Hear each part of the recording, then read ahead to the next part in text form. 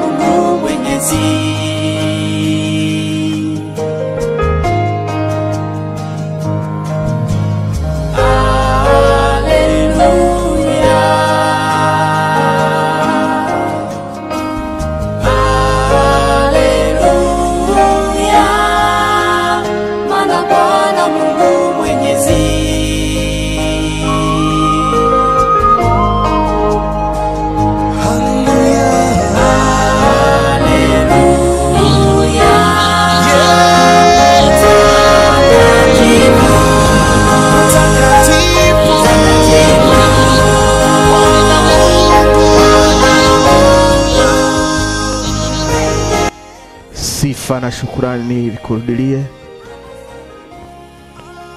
Fadhili zako Mungu zinatutosha. Asante Mungu kwa sababu wewe ni mwema. Asante Mungu kwa sababu wewe ni Mungu mwenye huruma.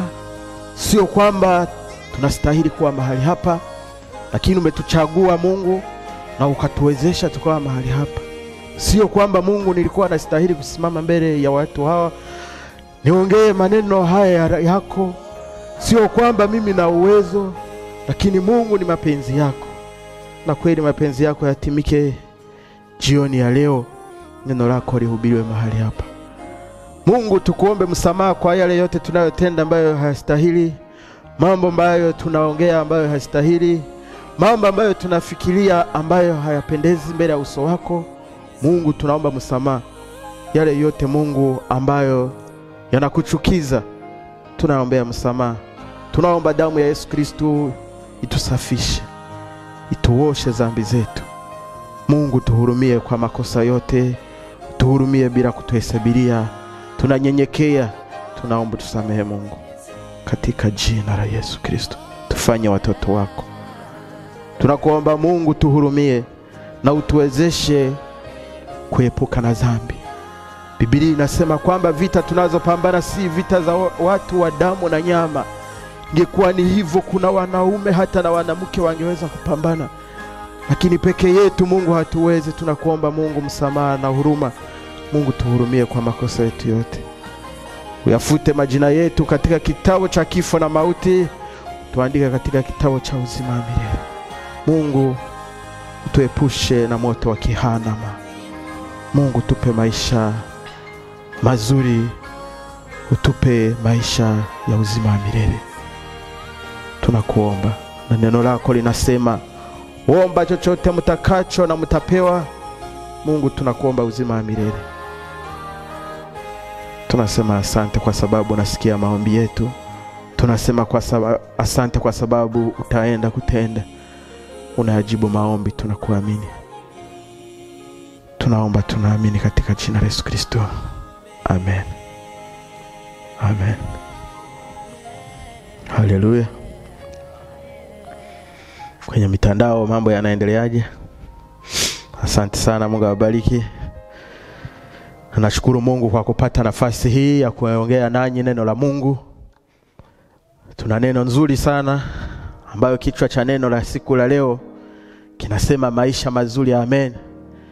Maisha mazuri. Kila mtu kiongea maisha mazuri, kila mtu anaelewa unachotaka kumaanisha, na kila mtu anayatamani maisha mazuri. Amen.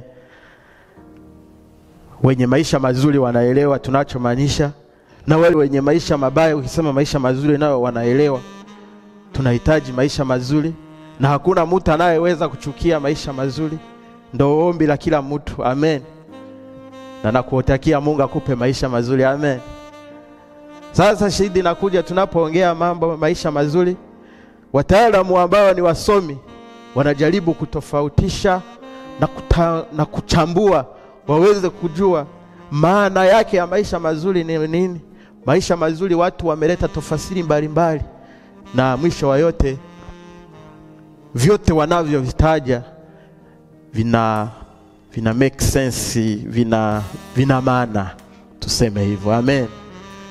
Maisha mazuri, watu wanasema naweza kuwa niko na watoto wangu, sijui na mke wangu, tunafurahi tu, tunashukuru Mungu, sio kwamba tuko watajiri. Lakini kuna wengine wanasema maisha mazuri ni kuwa na utajiri, ambapo wengine wanasema kuwa na utajiri nayo sio kuwa na maisha mazuri tu, ambapo wengine wanasema kwamba mtu anaweza kuwa na maisha na utajiri lakini asiwe na maisha mazuri. Wakawa wanasema unaweza kuwa na utajiri lakini ukakosa amani. Hapo kunakuwa changamoto kidogo. Lakini ikumbuke kwamba wengi wanasema kwamba mali na fedha haviwezi kukuletea raha. Amen. Lakini wengine tena wanakuja wanarudia wanasema vyovyote ilivyo, pesa ina maana yake kwenye maisha. Wanasema ndiyo, katika raha ya moyoni, wanasema pesa kuna pengo inaziba. Amen. Hata uwe na maisha mazuri kweli ufurahi, lakini kuna wakati unajikuta unakosa pesa, tena kuna pengo ambayo iko hewani pale, inahitaji ile pesa. Lakini wengine wanakuja wanasema ndiyo, unaweza kuwa na maisha mazuri ambapo unaishi hakuna masase, hakuna vita, tuseme kwa kifupi, eti ni maisha mazuri. Lakini kuna journal ambayo inaitwa La Forbes, nafikiri ni ya Marekani, ambao wanaorozesha nchi, wanaangalia nchi ambayo watu wanaishi vizuri, wana raha, wana maisha mazuri. Wanakuwa wanasema kwamba katika vyote wanavyoangalia, ndiyo watu wanaweza kuwa na chakula, mavazi, sijui na amani, lakini watu wanahitaji tena uhuru wa kuongea. Watu wajifungue, waseme kile kiko kwenye roho. Nayo ni umoja wa kuonyesha maisha mazuri. Ni kitu kimoja kinachangia ili mtu aweze kujisikia kwamba ana maisha mazuri. Amen. Sasa leo tuna neno ambayo kichwa cha neno kinasema maisha mazuri. Amen. Amen.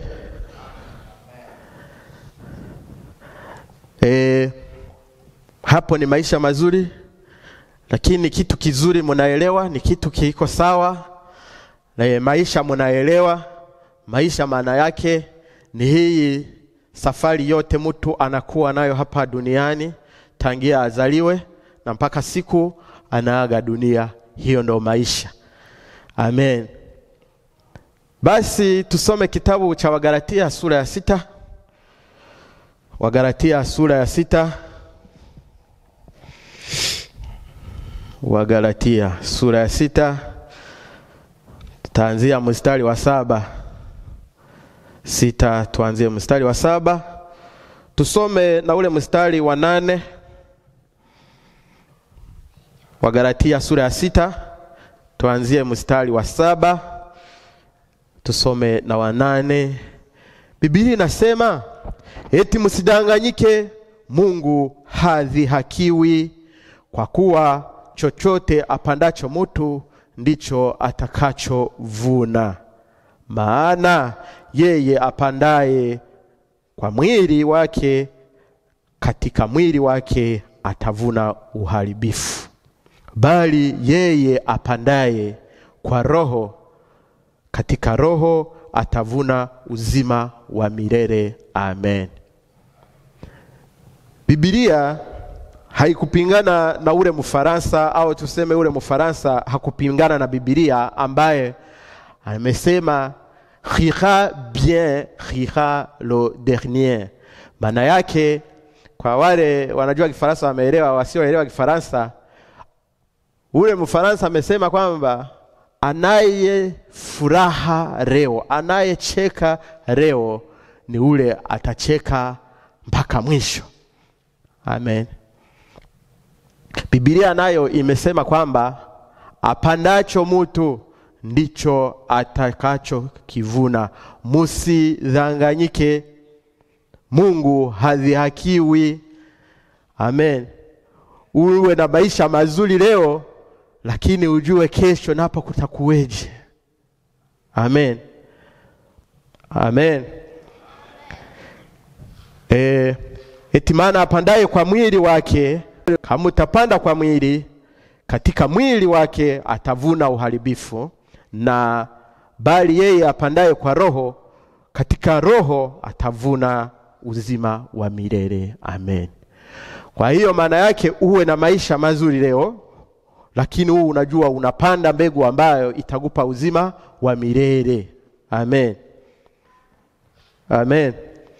Tuendelee tusome kitabu cha Yeremia 17. Yeremia 17. Yeremia sura ya 17. Sura ya 17 Yeremia 17, tuanzie mstari wa 9 na 10 na 11. Yeremia sura ya 17, tuanzie mstari wa 9 na 10 na 11. Biblia inasema, moyo huwa mdanganyifu kuliko vitu vyote, una ugonjwa wa kufisha, nani awezaye kujua? Moyo una shida. Moyo ndo unaweza kujifeel, kusikia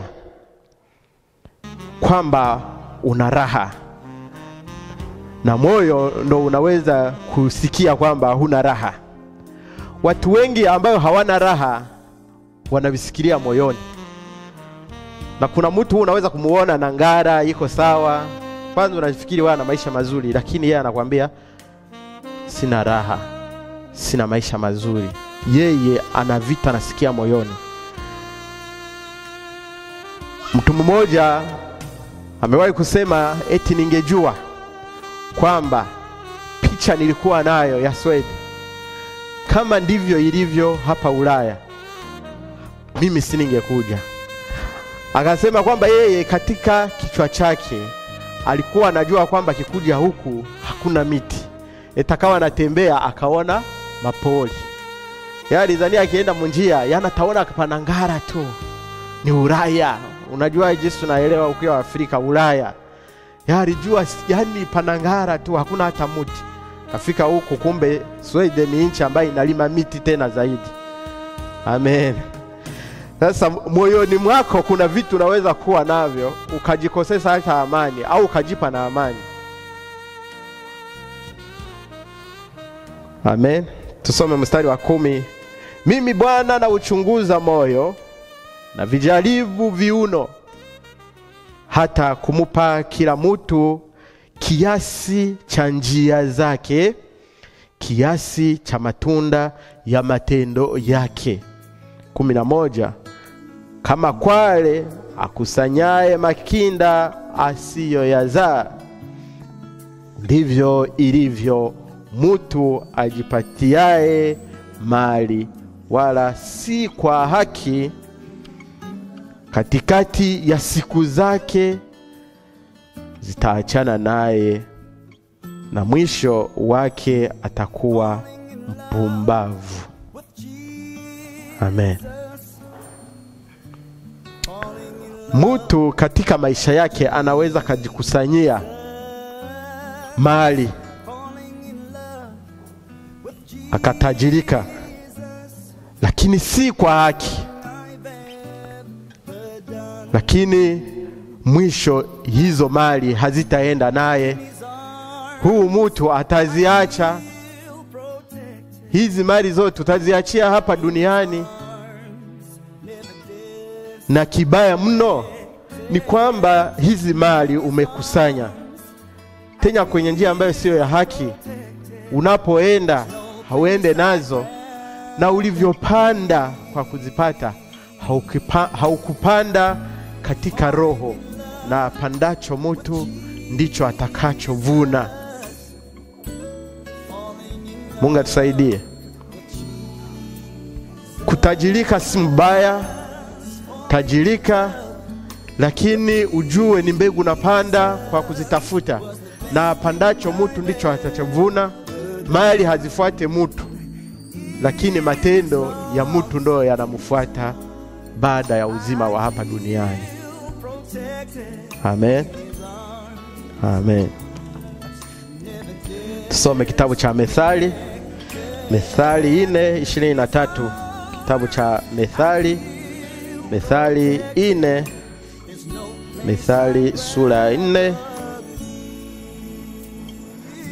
Mstari wa 23.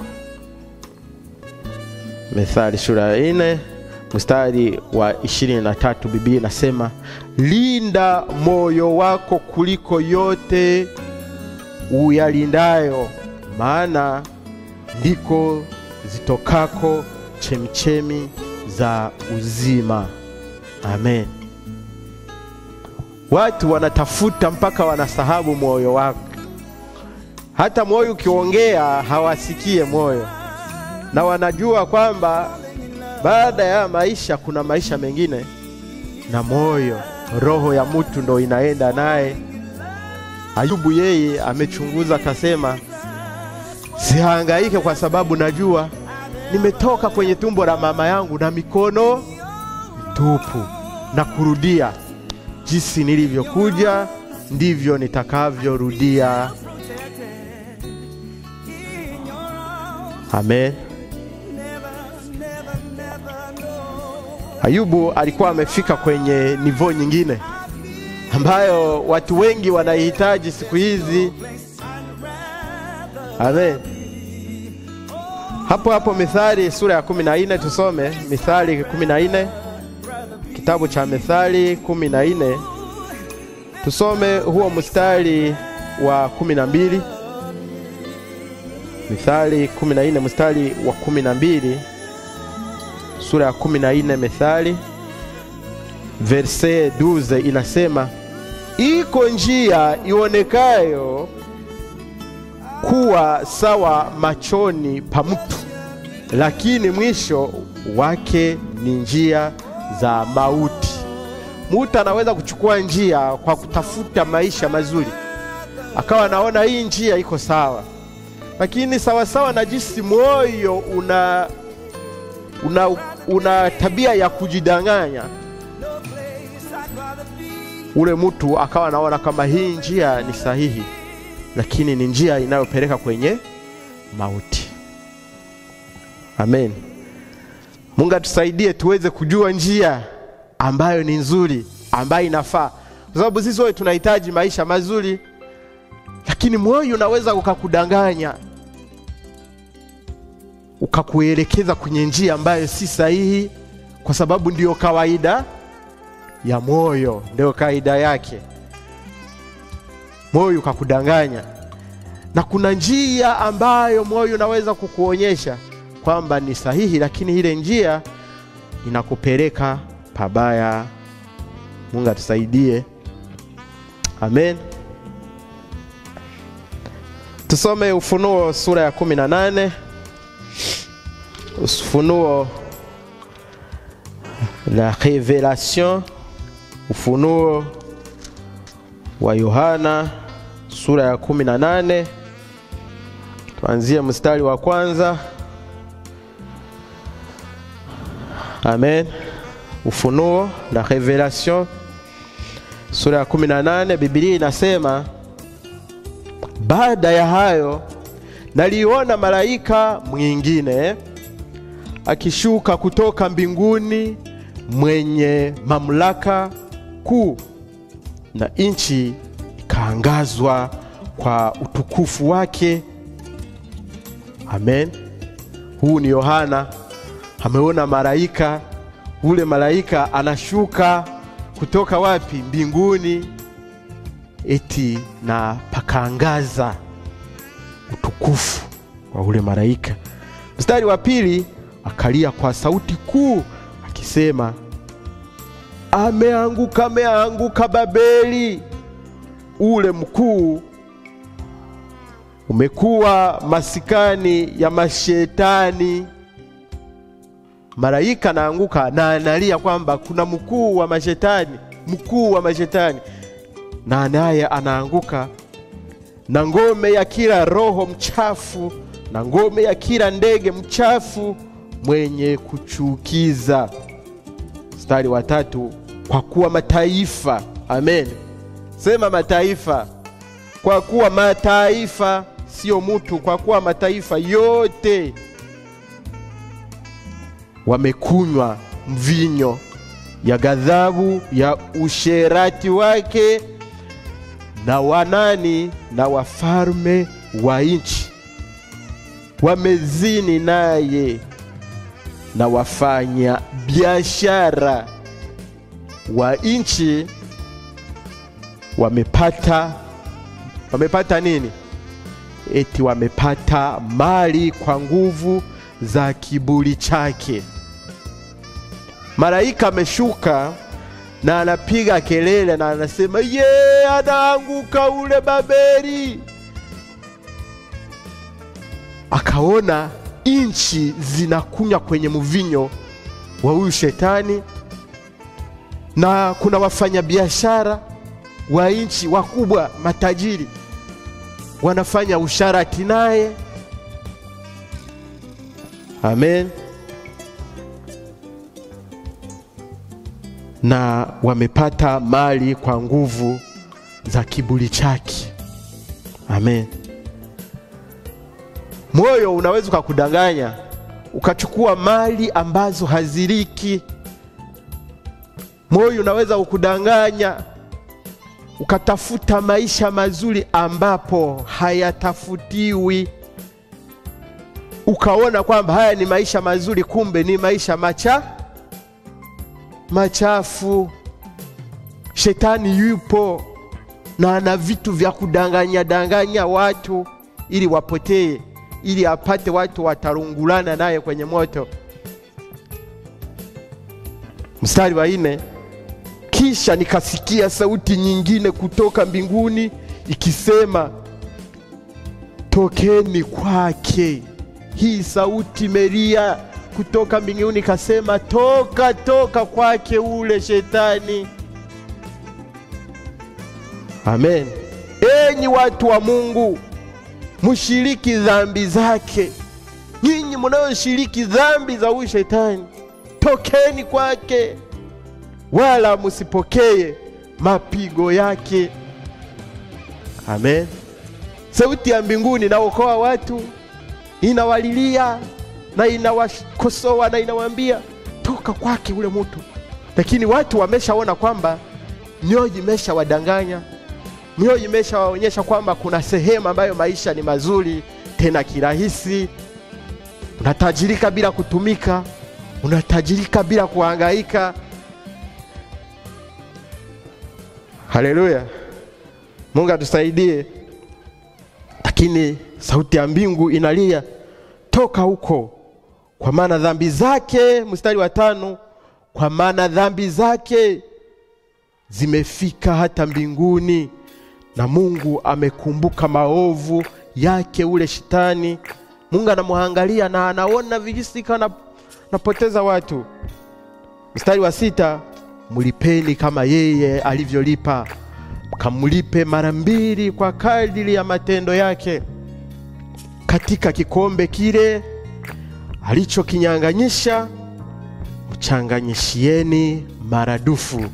Mstari wa 7, kwa kadiri alivyojitukuza na kufanya anasa, mupeni maumivu na huzuni kadiri hiyo hiyo, kwa kuwa husema moyoni mwake, nimeketi malkia.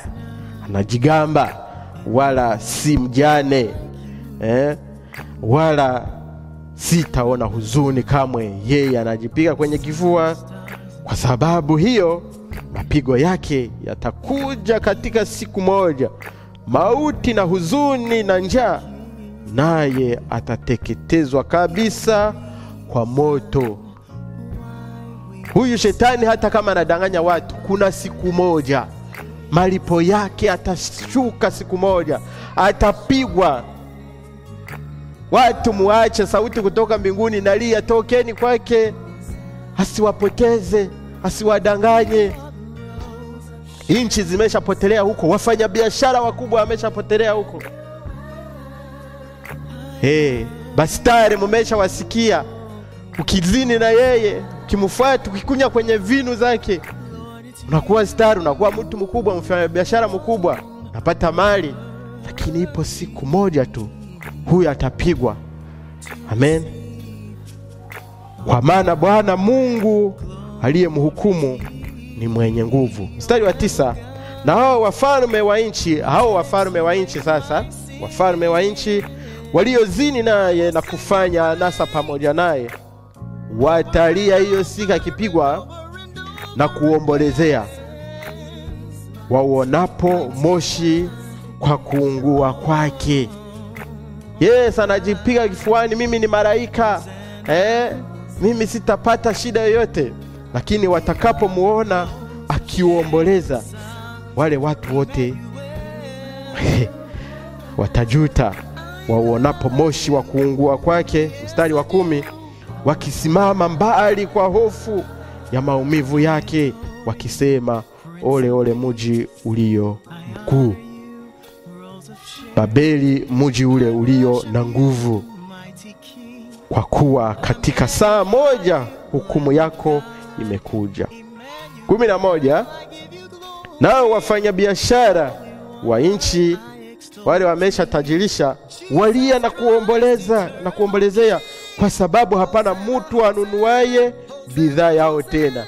Na vile vitu wanauzisha, hakuna mtu atakuwa iko anavinunua tena.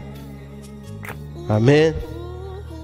Bidhaa ya dhahabu na fedha na kito chenye thamani na lulu na kitani nzuri na nguo ya rangi ya zambarau na halili na nguo nyekundu na kila mti wa uudi na kila chombo cha pembe na kila chombo cha mti wa thamani nyingi na cha shaba na cha chuma na cha malimali na cha mdalasini na iliki na uvumba na malamu na ubani na mvinyo na mafuta ya mizeituni na unga mzuri na ngano na ng'ombe na kondoo na farasi na magari na miili na roho za wanadamu. Huyu shetani ana vitu vingi, mali, yale mawe yote ya samani, ya dhahabu anayo, ana kila kitu, mpaka anazo roho na miili ya watu anayo. Kuna watu wanamupelekea na roho zao, wanataka kujulikana, wanataka kutajirika, wanataka kuongoza, wanatoa roho zao, hata miili. Hivi vitu vyote anavyo kwa kutafuta nini? Maisha mazuri. Mioyo yao imeshawadanganya, ikaonyesha njia, na wakazani ile njia ni njia nzuri. Lakini kuna njia anayeweza kuchukua mtu, kumbe si njia nzuri. Amen. Mungu atusaidie. Maisha mazuri ni mazuri kweli kweli, lakini kama yametafutwa vizuri, si ni kweli? Kama yametafutwa vizuri, hayo maisha nayo yatakuwa ni mazuri. Tusome kitabu cha Luka sura ya 9. Luka sura ya 9.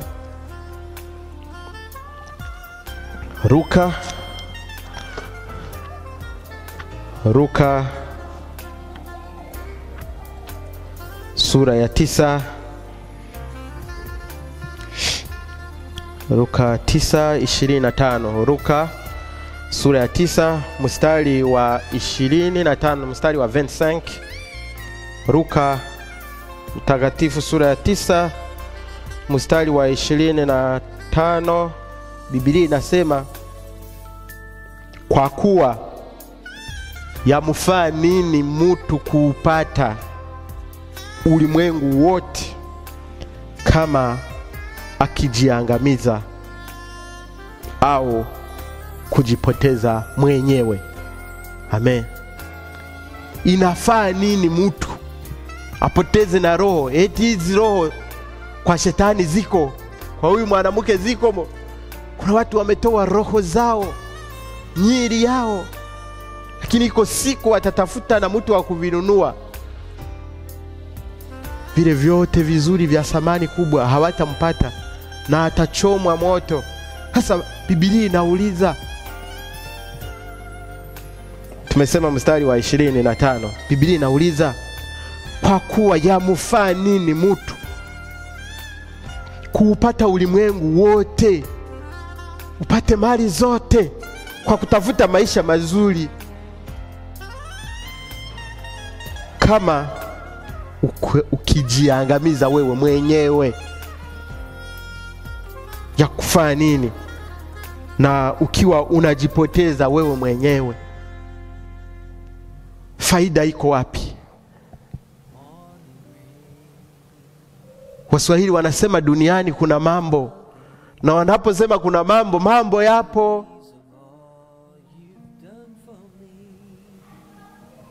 Kuna watu wako wanatafuta maisha mazuri kabisa, sijui nisemeje.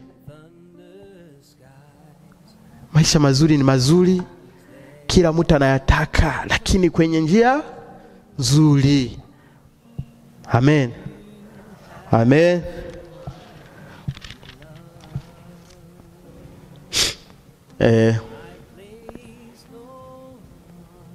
Soma kitabu cha Mathayo.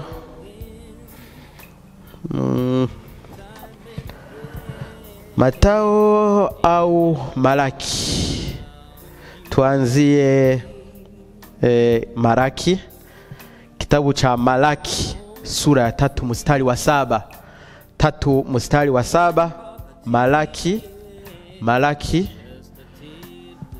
Malaki, kitabu cha mwisho cha Agano la Kale, cha Ancien Testament. Mstari Malaki sura ya 3. Sura ya 3 mstari wa 7, Biblia inasema hivi: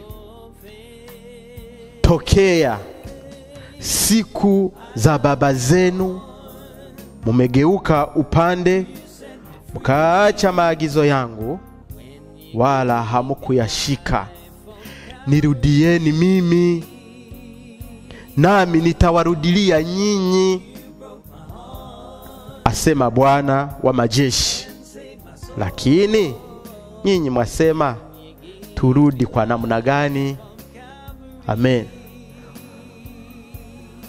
Watu wanasema, Mungu anasema rudia, tumurudilie Mungu. Mimi nimeshawaambia huyu mwaka ni mwaka wa kumurudilia Mungu na kuwa karibu naye.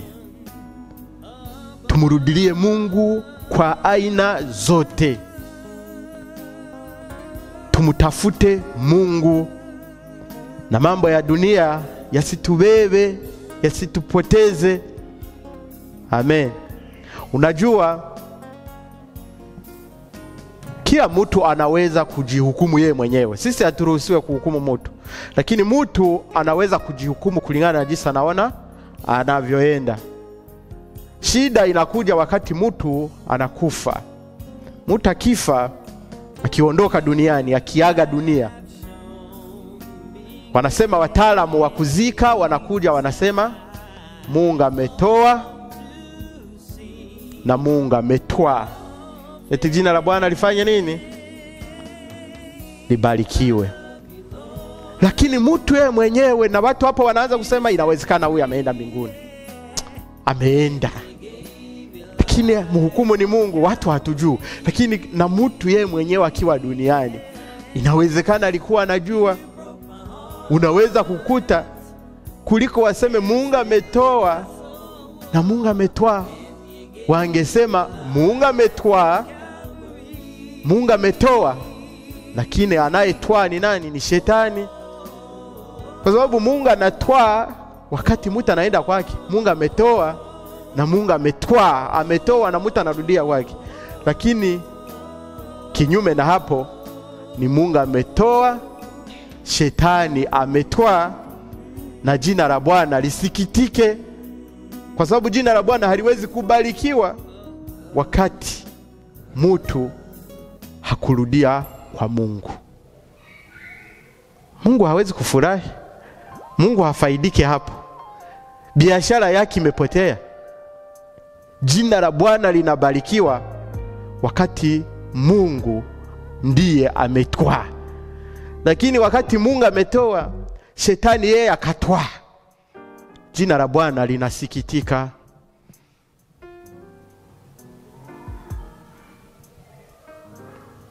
Mtu anajijua jinsi ametembea hapa duniani, lakini sisi wa viongozi wa makanisa mbele kuongoza ibada, Mungu ametoa na Mungu ametoa, jina la Bwana libarikiwe. Libarikiwe wapi?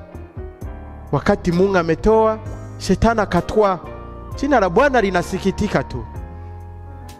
Ni huzuni kwa Mungu. Basi tumurudie Mungu. Tokea siku za baba zenu mumegeuka upande, mkayaacha maagizo yangu. Mungu mkamwacha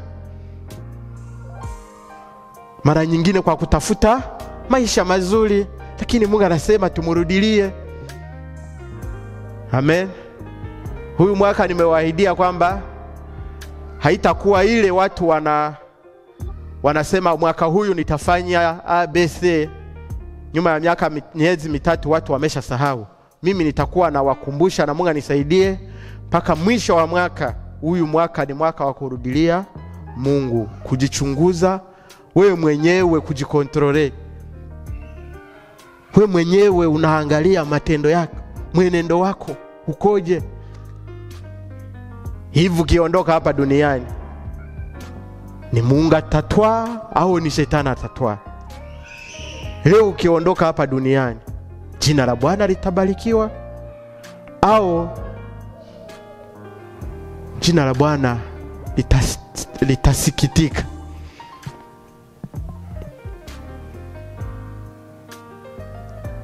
Sema Mungu atusaidie. Amen. Mungu atusaidie.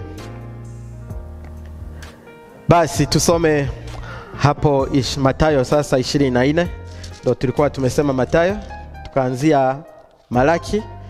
Tusome Mathayo 24. Naona tunakaribia kumaliza, na nawashukuru sana kwa upole. Naona watu wamesikiliza neno sana, na mimi sitaki niwachoshe. Tusome kwanza hapo Mathayo 24. Mathayo 24. Mathayo 24. Na mkumbuke Biblia imeuliza, tamufaa nini mtu kuupata ulimwengu wote lakini akose uzima wa milele? Amen.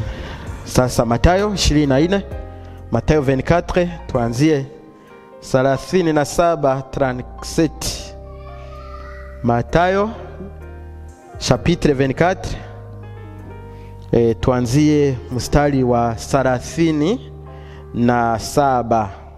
Tuanzie 37.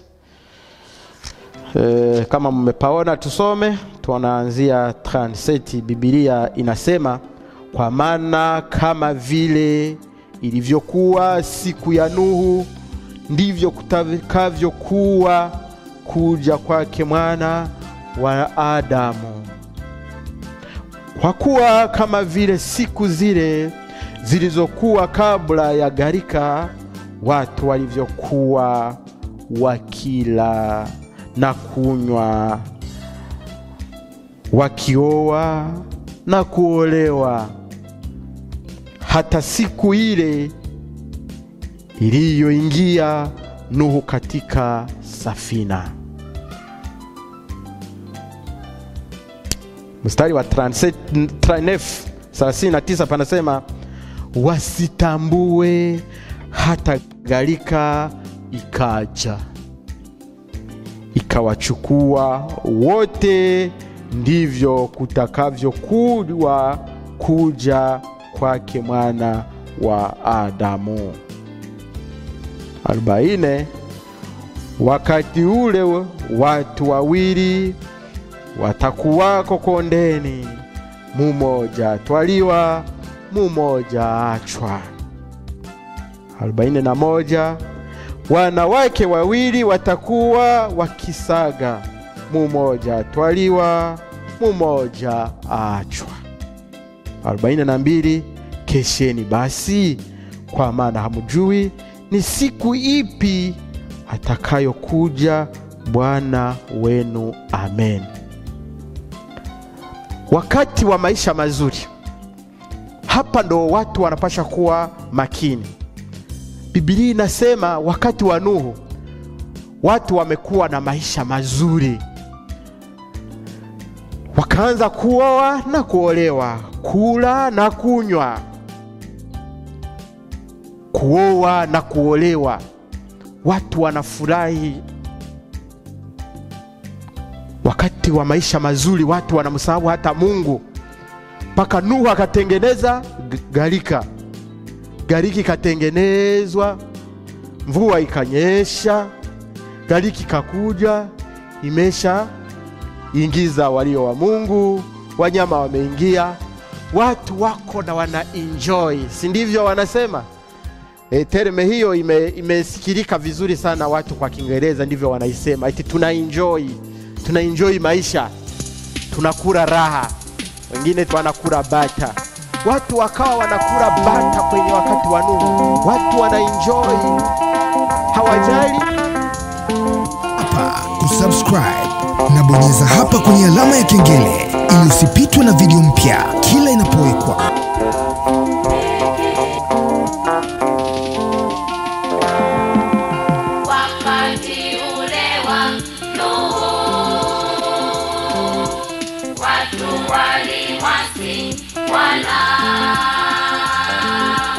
Walitenda kila dhambi, wakamsahau Muumba, walimchukiza Muumba wao kwa dhambi zao nyingi. Mungu aliamua kuua kila kiumbe chote. Mungu kamwambia Nuhu kwamba afanye safina yenye nyumba, aifunike lami ndani na nje.